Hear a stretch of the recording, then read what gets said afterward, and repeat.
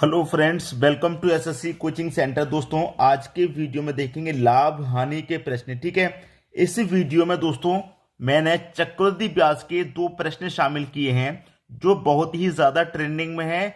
साधारण ब्याज और चक्रवृद्धि ब्याज का जो अंतर पूछा जाता है 2 वर्ष का और 3 वर्ष का, वो दोनों ही प्रश्न मैंने इस वीडियो के लास्ट में रखे हैं। ठीक है, तो सबसे पहले देखेंगे हम लाभ हानि के प्रश्न, उसके बाद में उनको देख लेंगे। तो चलिए स्टार्ट करते हैं। पहला प्रश्न है, 150 अंडे बेचने पर 30 अंडों के विक्रय मूल्य के बराबर लाभ होता है। लाभ प्रतिशत कितना है? बहुत ही बढ़िया प्रश्न है। यहां पर हमको बताना है कि लाभ प्रतिशत। ठीक है, कोई बात नहीं, हमें लाभ प्रतिशत का फॉर्मूला मालूम होना चाहिए। लाभ प्रतिशत, ठीक है, लाभ प्रतिशत क्या होता है? एक्स बटे में वाई माइनस एक्स गुने 100। अभी समझा देता हूं। मैंने कल इसी तरह का एक वीडियो बनाया था, उसमें भी मैंने यही चीज बताई थी, लेकिन उसमें मैंने क्या बताया था कि ऊपर क्या रखेंगे? अभी हानि। ठीक है, अब देखिए यहां पर ये लाभ वाला प्रश्न है, अगर हानि वाला आ जाए, हानि वाला भी प्रश्न आएगा, हानि प्रतिशत निकालना, तो उसमें क्या करेंगे? एक्स बटे में वाई प्लस एक्स गुने 100। तो कुछ भी चेंज नहीं है। जब लाभ निकालेंगे तो यहां पर माइनस का साइन रखेंगे और हानि निकालेंगे तो प्लस का साइन, बस इतना अंतर है। लाभ वाले माइनस और हानि वाले में प्लस का साइन। कर लो भैया। 150 अंडे बेचने पर 30 अंडों के विक्रय मूल्य के बराबर लाभ होता है। कितने के? 30 के बराबर। तो एक्स कितना है आपका? 30 पट्टे में कितना? वाई। वाई कितना आपका? टोटल अंडे 150 माइनस का एक्स। एक्स कितना है दोस्तों आपका? 30 है गुने 100। कर दो भैया। ऊपर कितना भाई? 30। 15 माइनस 30 है दोस्तों, यहां 15 नहीं 150 में। टोटल अंडे हमारे 150 थे, तो 150 में से 30 घटा देंगे, 120 गुने 100। बस 30 से कटेगा 120 4 बार में, और 4 से कटेगा 100 25 बार में। तो लाभ प्रतिशत कितना आ गया भाई? 25% का। पहला ऑप्शन हो जाएगा प्रश्न का सही आंसर। ठीक है, हानि निकालेंगे या लाभ निकालेंगे, मैंने दोनों के लिए बता दिया है। ठीक है, अब देखेंगे हम अगला प्रश्न। अगला प्रश्न है, 34 पुस्तकें बेचने पर एक दुकानदार को 6 पुस्तक के विक्रय मूल्य के बराबर हानि होती है। हानि प्रतिशत क्या है? भाई हानि प्रतिशत के लिए मैंने बता दिया था फॉर्मूला कि हानि प्रतिशत आप निकालेंगे तो एक्स बटे में वाई प्लस का एक्स गुने 100। ठीक है, वाई का मतलब क्या है? टोटल संख्या, जो कुल संख्या है आपके पास। बात क्लियर है? अब यहां पर प्रश्न को करना आसान है। एक्स कितना दोस्तों? 6 है आपका, एक्स 6 लिख लेंगे। वाई कितना है? 34 है, 34 लिख लेंगे। प्लस का आपका एक्स है, तो एक्स आपके पास 6 है, प्लस का गुने 100। ऊपर कितना? 6। 34 में 6 जोड़ देंगे, 40 गुने 100। बस कटा लो, बस आपके प्रश्न का आंसर आ जाएगा।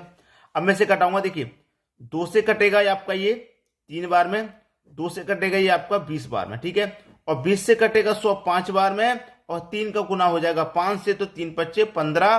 15% की हानि होगी इस प्रश्न में, 15% की हानि। बी ऑप्शन सही हो गया। लाभ और हानि निकालना कितना आसान है आप जानते हैं। अब देखेंगे अगला प्रश्न। अगला प्रश्न है, एक व्यापारी त्रुटिपूर्ण तराजू से सामग्री खरीदने में 20% तथा बेचने में 10% की बेईमानी करता है। व्यापारी का लाभ प्रतिशत क्या है? बहुत ही अच्छा प्रश्न है दोस्तों। यहां पर इस तरह के प्रश्नों को करने के लिए मैं आपको एक ऐसा तरीका बताऊंगा जिससे कि आपका हमेशा आंसर सही आएगा। ठीक है, देखिए मैं आपको बता दूं। एक होता है एक्स प्लस वाई प्लस का एक्स वाई बट्टे 100। ये आपका फॉर्मूला है, यही लगाना है। ठीक है, अब मैं आपको एक चीज क्लियर कर देता हूं। यहां पर x प्लस का रहेगा तो प्लस का मतलब फायदे का रहेगा, लाभ का रहेगा तो आप प्लस का ही रखेंगे। अगर नुकसान में होगा, बेईमानी में है तो फायदा ही होता है। भाई मैंने आपकी बेईमानी कर ली तो मुझे तो फायदा ही हो गया, तो इसीलिए प्लस में रखेंगे बेईमानी वाले में। कोई प्रश्न ऐसा आता है जिसमें हानि की बात होगी, नुकसान की बात होगी, तो वहां पर माइनस का रखेंगे, चाहे वो x हो चाहे वो y हो। ठीक है, पहले वाली x, दूसरी वाली वैल्यू y। कर लीजिए। एक व्यापारी त्रुटिपूर्ण तराजू से सामग्री खरीदने में 20%, कितनी भैया? सामग्री खरीदने में वो 20% की बेईमानी कर रहा है, तो 20% का तो लाभ हो गया ना इसको, तो ये प्लस का ही रहेगा, लाभ हो रहा है।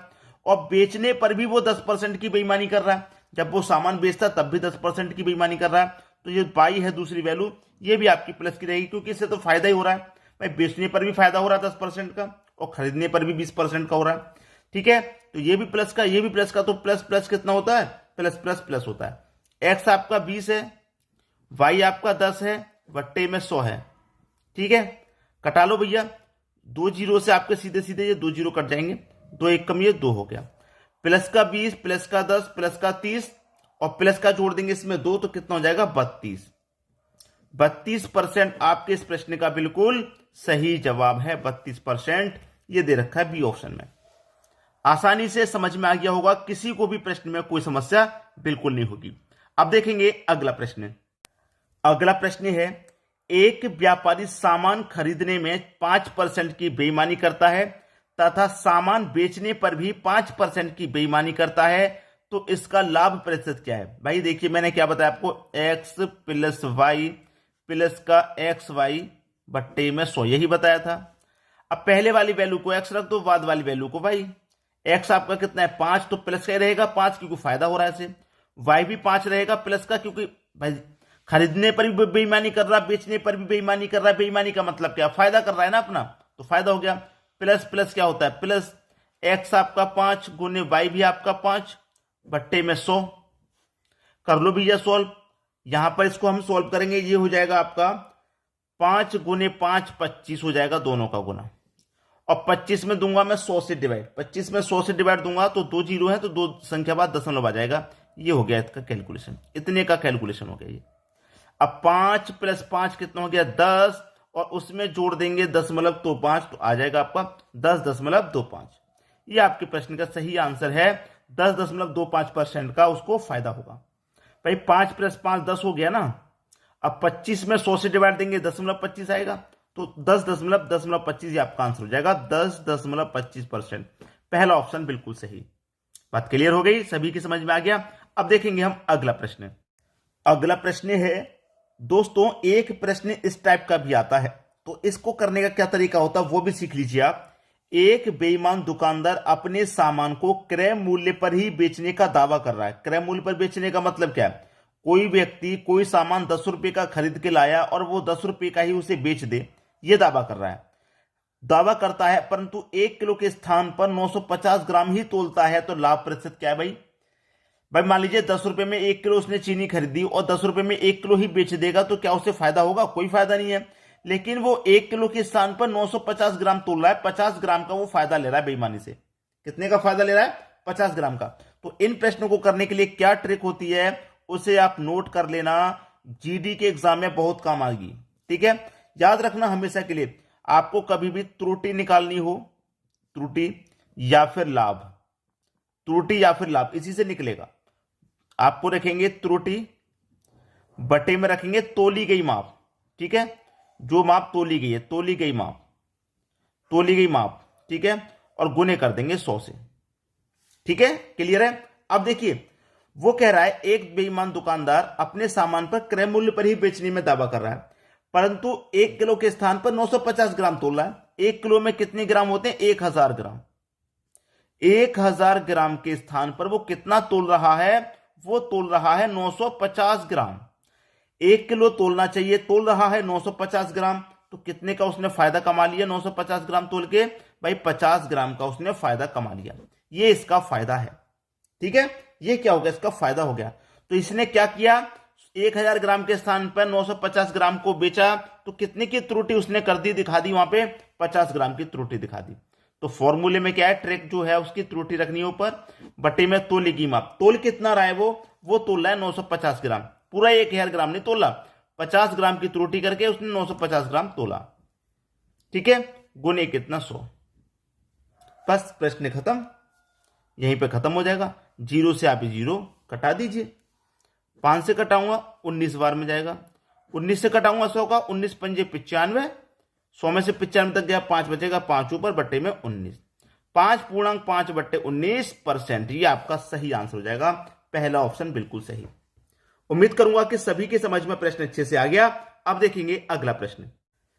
अगला प्रश्न है दोस्तों, अब वही प्रश्न आगे जिनकी मैंने बात करी थी, साधारण और चक्रवृद्धि ब्याज के जो अंतर वाले प्रश्न होते हैं, या तो 2 वर्ष का अंतर पूछा जाएगा या फिर 3 वर्ष का। ये दोनों ही प्रश्न बहुत ट्रेंडिंग में चल रहे हैं, इसलिए मैंने इन दोनों को प्रश्न को यहां पर रख लिया है ताकि कभी भी आपसे पूछ लिया जाए आप उसे कर दें।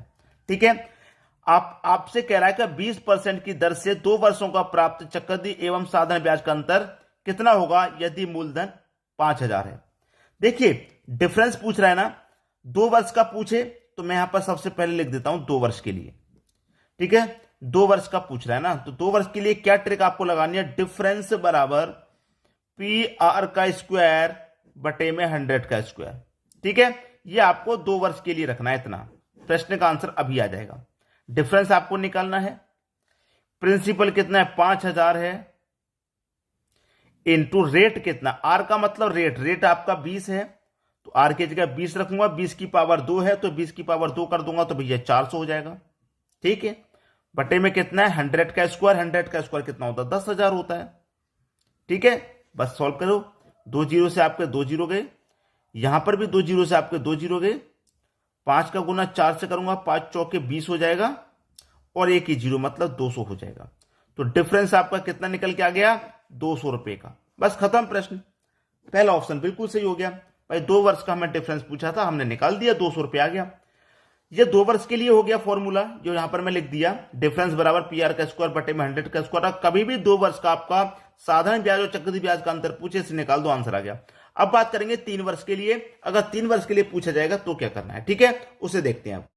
अगला प्रश्न है 5,000 रुपए की राशि पर 10% की ब्याज की दर से 3 वर्ष का प्राप्त चक्रवृद्धि ब्याज एवं साधारण ब्याज का अंतर है। कब की बात की इस बार उसने, 3 वर्ष की। तो यहां पर मैं लिख देता हूं 3 वर्ष के लिए, पहले तो 2 वर्ष के लिए लिख दिया था मैंने, अब लिख देता हूं 3 वर्ष के लिए।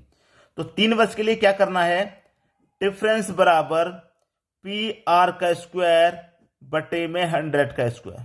ठीक है, आप कहेंगे सर ये तो आपने 2 वर्ष के लिए बताया था, जब हम 3 वर्ष का निकालेंगे तो इतना तो हमको लिखना ही लिखना है जो 2 वर्ष के में होता है, इतना तो लिखना ही लिखना है। आगे और क्या बढ़ा देना है इसमें, 300 प्लस आर बट्टे 100 इतना बढ़ा देंगे। अब ये 3 वर्ष का निकल के आ जाएगा, बस खत्म प्रश्न। निकाल लो भैया डिफरेंस, प्रिंसिपल आपका 5,000 है, लिख लिया, आर मतलब रेट आपका 10 है, 10 का स्क्वायर कर दूंगा मैं 100 हो जाएगा, बटे में 100 का स्क्वायर 10,000 हो जाएगा। 300 में आर जोड़ देंगे, आर आपका 10 है, रेट 10 है तो 300 में 10 जोड़ दूंगा, ये 310 हो जाएगा, बट्टे में ये 100 हो जाएगा। ठीक है, बस कटा लो भैया, प्रश्न का आंसर आपका आ गया, खत्म हो गया भाई प्रश्न। 100 से 100 कट गया, 1 जीरो से 1 जीरो ये गया, 1 2 3 जीरो से 1 2 3 जीरो गए, बचा क्या 5 गुने 31, 31 का गुना 5 से करूंगा भाई 155 होता है। तो डिफरेंस आपका कितना निकल के आ गया, डिफरेंस निकल के आ गया 155। यह आपके प्रश्न का सही जवाब है, 3 वर्ष का डिफरेंस 155, सी ऑप्शन बिल्कुल सही। तो आज के बाद साधारण ब्याज और चक्रवृद्धि ब्याज का जो अंतर वाला प्रश्न होता है उसे आप करके आएंगे, कहीं पर भी नहीं छोड़ेंगे, बिल्कुल नहीं छोड़ना है। ठीक है दोस्तों, चाहे 2 वर्ष का पूछ ले चाहे 3 वर्ष का पूछ ले। उम्मीद करूंगा सभी को वीडियो बहुत पसंद आया होगा। वीडियो देखने के लिए आपका बहुत बहुत धन्यवाद।